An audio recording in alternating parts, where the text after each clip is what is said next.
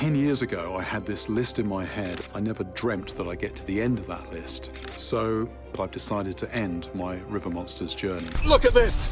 Arapaima on a fly. This thing... From his love for fishes at a young age, he graduated to owning a show that talks about not just any kind of fish, but fishes they call river monsters, which eventually became the name of his show. Initially, it went well. People became die-hard fans of the show and the man behind the success, and everyone wanted to know more about these monsters that he always brought to their screen. But all of a sudden, there was a subtle decline, which eventually led to the cancellation of the show. But people kept asking questions. What really happened to the show? Take a snack as we explore his answer to the question everyone has in their minds. About river monsters. The show titled River Monsters is a very captivating wildlife documentary series from the UK, brought to life by Icon Films for Animal Planet. It was hosted by the incredible angler and adventurous biologist Jeremy Wade, and it makes viewers go on a quest to hunt down some of the biggest and most menacing fish out there. This interesting show first aired on ITV in Britain and quickly became a hit, making it one of Animal Planet's unique programs. It has also gained immense popularity on the Discovery Channel, bringing in audiences across America. River Monsters takes viewers on an interesting trip with the host, Jeremy, as he explores and goes through a lot of rivers and lakes. Jeremy delves into the local legends and frightening stories surrounding monstrous fish. Throughout the series, he goes to a beautiful array of locations, including Scotland, England, and Cambodia, as well as destinations like Spain, Germany, Canada, and Colombia. The adventure does not stop there. He also looks out for places like Bolivia, Iceland, Norway, and Argentina, alongside far-flung locales such as New Zealand, Fiji, and Papua New Guinea. Other places it featured include India, Japan, and several other countries in Africa. While in the US, he does a lot of investigation for the waters of states like Florida and Texas, among others. Each episode reveals the fascinating creatures that lurk beneath the surface. In its first season, Jeremy started embarking on an exciting journey to track down some of the world's most notorious fish, including piranhas, the fierce goonch catfish, which he explored in connection with the Kali River attacks, alligator gar, Wells catfish, Arapaima, Piraiba, and the intimidating bull shark. Each of these creatures is not only dangerous, but also filled with mystery. The show goes beyond the thrills and adventures of the hunt, going deeper into their feeding habits, behaviors, and conservation statuses. For fans who want to dive deeper, there are rebroadcasts of the episodes titled River Monsters Unhooked, which feature behind-the-scenes commentary from Jeremy himself, providing insights and stories from his beautiful adventures. You can catch these on both Animal Planet and the Discovery Channel.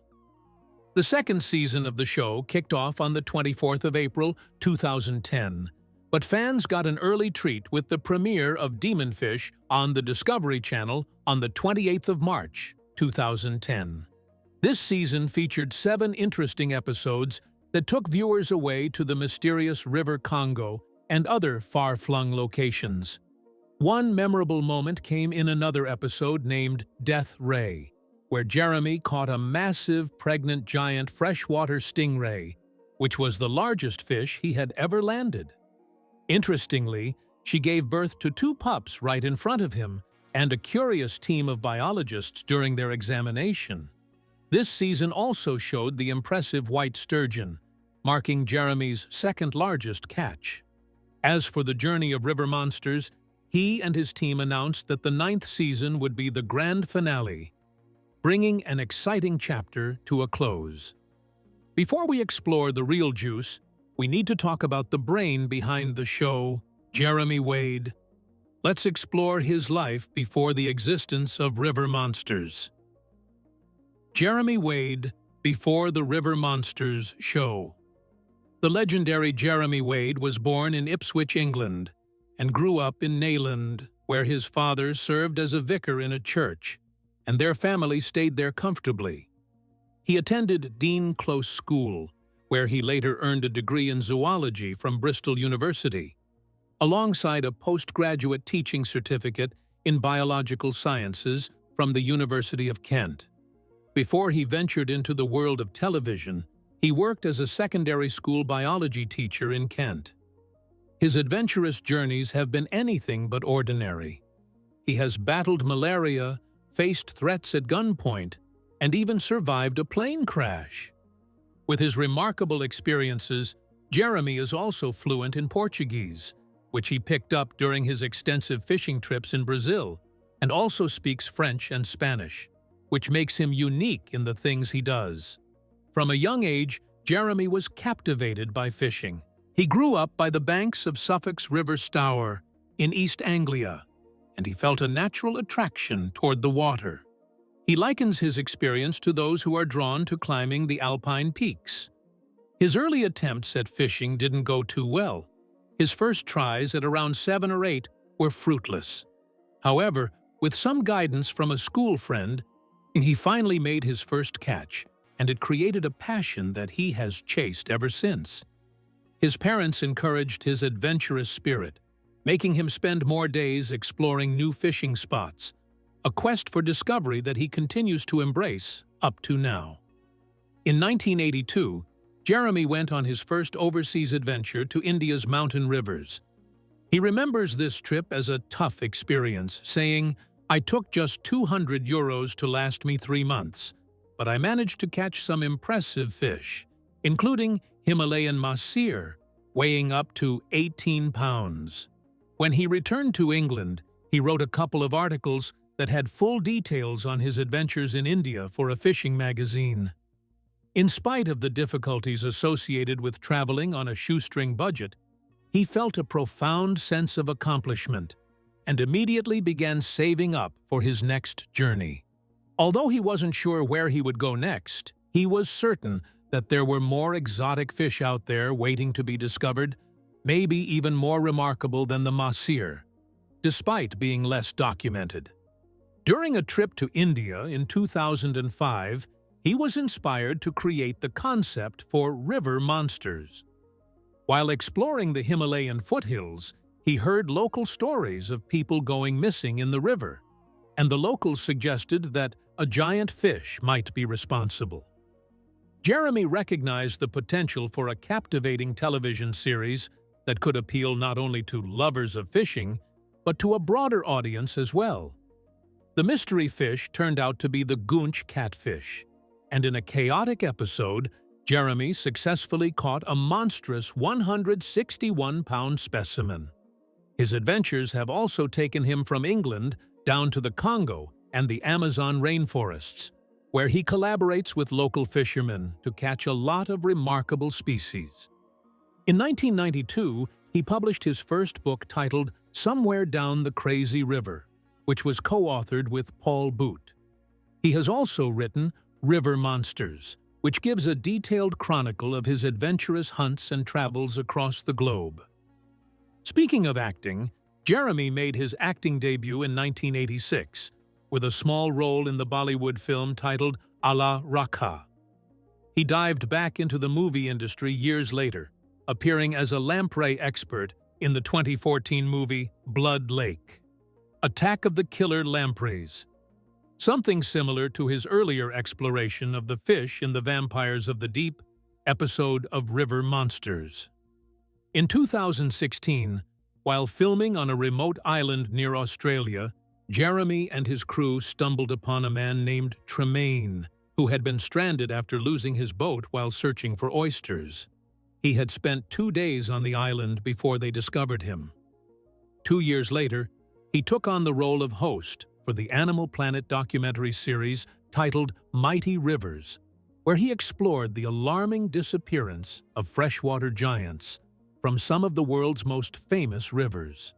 The following year, he starred in Dark Waters, which is another Animal Planet documentary series that delved into mysterious sightings of legendary creatures from around the globe.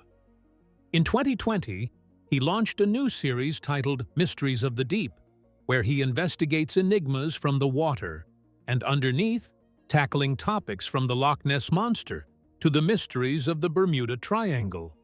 We have talked about the show and the man behind it. But here's where it gets deeper and juicier. Something happened that led to the cancellation of the show, and no one knew the reason, until Jeremy came out to reveal the whole truth, which is deeper than people imagined. Let's explore the truth about the show, the shocking downsides of the show. The host and star of River Monsters said in an interview, "I think if someone had told me 8 years ago that I would still be doing this now, I would have trouble believing them. Originally, we were just planning for one program. When Animal Planet approached us about creating a series, I wasn't even sure we could produce a handful more. Just recently, the show held the title of the most successful show in Animal Planet's history. The season premiere last year achieved record-breaking numbers, which attracted 1.7 million viewers eager to see Wade tackle fishing in extreme conditions. While the whole story might sound simple, man goes fishing in remote locations, Jeremy states that there is much more to it. It's not just a fishing show. It's not primarily about fishing itself. It's really about the story and the investigation, culminating in revealing the creature. By presenting it as an underwater detective story, we aimed to attract a broader audience, not just fishing fans. For the past 6 seasons, viewers and fans alike have followed Wade as he ventures to remote locations, almost serving as a one-man law and order fish unit to solve chilling mysteries. The stories are often strikingly similar. The story of a young boy who was attacked by a mysterious predator in the Amazon, or a man pulled under by an unseen monster in the Congo. But they didn't ever feel repetitive. Each time, he buckles up and dives into the investigation, inquisitive to reveal the mystery and uncover the creatures that were lurking below the surface. Its compelling TV show keeps people coming back week after week, season after season. As the show prepared for its 7th season, it has achieved something rare for normal reality series. It still remains a serious hit. The key to its enduring success were 2 words: Jeremy Wade. The Animal Planet executive producer named Lisa Lucas said, "No one else could do this. You can't just put anyone in his shoes and expect the same results." Many other fishing shows have tried, but none have succeeded. Lisa believes that Jeremy's charm comes from his uniqueness and authenticity. He is absolutely genuine. It's evident that if he weren't fishing for our cameras, he'd still be out there fishing on his own. Viewers have a keen sense for authenticity, and he perfectly embodies that. While Jeremy obviously loves what he does, it often looks like a punishment. He waits for hours, enduring very terrible downpours and blazing heat, all while dealing with relentless mosquitoes, with the hope of landing not just any fish, but a rare monster. And if he doesn't succeed, as his producer puts it, if we don't have a fish at the end, we don't have a show. In the season beginning of River Monsters, Jeremy almost reaches his breaking point, casting line after line in pursuit of a muskellunge or muskie, a highly aggressive fish lurking in North American lakes and rivers. This tension is what keeps a lot of viewers glued to their screens. According to Lisa, there's an unpredictability about River Monsters. We can aim for a particular catch and have an idea of the story we want to tell, but until he pulls something from the water, it's all up in the air. That's both the beauty and the challenge of the show. These dangerous sea monsters are often celebrated in history and folklore, but for Jeremy, The true fish drama continues to be revealed in fresh water. In his explanation to the media, he said, "People are generally familiar with what lurks in the sea. I'm consistently surprised by the discoveries I make in fresh water. There's a genuine sense of exploration as I uncover creatures that aren't well known, many of which people rarely see in person or even in photographs." Over the past 6 seasons, the titular river monsters have included incredible catches like a 150-pound arapaima from Brazil, the popularly named vampire fish known as the payara, and the equally formidable Goliath tigerfish from the Congo. Again, Lisa said, "The Goliath tigerfish that he found in the Congo is the most incredible thing I've ever seen. This fish had 3-inch teeth. People expect to encounter that kind of thing in the ocean, like sharks, but not lurking around in fresh water." As the show continues its journey, with the 8th season already in the works while Season 7 prepares to come to the screens, the producers face a very important challenge. There simply are not many river monsters out there. Lakes and rivers make up only about 0.01% of all the world's water, Jeremy points out according to his research. Those large, fierce, charismatic freshwater fish. It's a finite list. It's not very extensive. The production team is well aware of this limitation. According to Jeremy, a couple of years ago, we started to feel like we had covered everything. We've explored some smaller, potentially dangerous fish, like the candiru catfish in the Amazon. However, in the last couple of years, we've managed to discover just enough to keep the show alive for another season. How long that will continue, I can't say. Another very important challenge the show faces is the global decline in fish sizes due to environmental degradation and climate change, making it very difficult to catch those elusive river monsters. In one of his interviews, he said, "Big fish draw in viewers, but because of the food chain dynamics, they're not very numerous. I've noticed a notable decline in fish sizes over the past few years, both from my own experiences and conversations with others. Catch and release practices might seem odd, catching a fish just to put it back, but that's vital for giving freshwater fish a fighting chance globally." As his producer puts it, even though many viewers might worry about dangers like electric eels or Goliath tigerfish, Jeremy's true concern lies in the prospect of living in a world where river monsters could go into extinction altogether. Due to the challenge of limited material, the show has had to adopt a more creative approach. In his explanation regarding this, he said, "We've revisited some species and explored them from different angles. We've also looked at creatures that are river monsters but aren't fish, like the anaconda from last season. The program is evolving in response to this challenge. As the show enters its 7th season and beyond, the producers are making some serious adjustments while they are striving to maintain the essence of the series. This season, Wade will prepare to dive underwater and interact with fish in their own environment.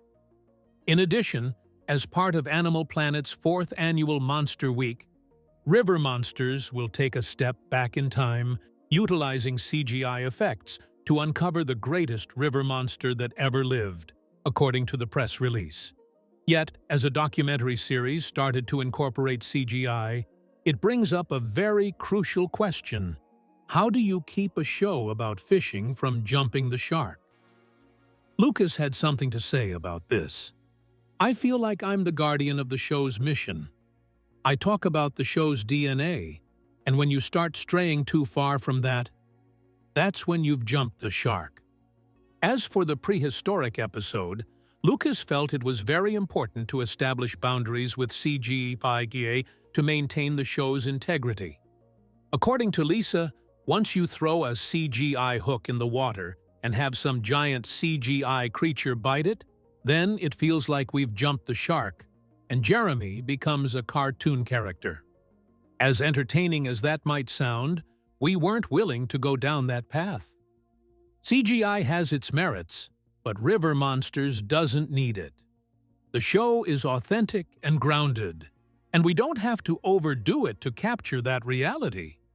Both Jeremy and the producer recognize that the show is evolving. While the term natural progression came up frequently in their discussions about its future, neither seemed overly concerned. Lucas continued, "As long as we keep our focus on what resonated with Jeremy and River Monsters from the beginning and embrace that natural evolution, I believe we'll be in good shape. Our viewers will help guide us. We've been incredibly fortunate to make it through 7 seasons. Regardless of the downtimes of the show, even if the show would decide to wrap up after 8 seasons, which shows no signs of happening, it will undoubtedly be viewed as a crucial success for Animal Planet and for Jeremy himself. I'm his words. We've achieved what we set out to do. We've surpassed our wildest expectations. What do you think about Jeremy Wade and the reason River Monsters was cancelled? Let us know in the comments below. Thanks for watching. To enjoy more exciting videos, click play on the video on your screen. And don't forget to like, subscribe, and hit the bell so you get notified when a new video drops.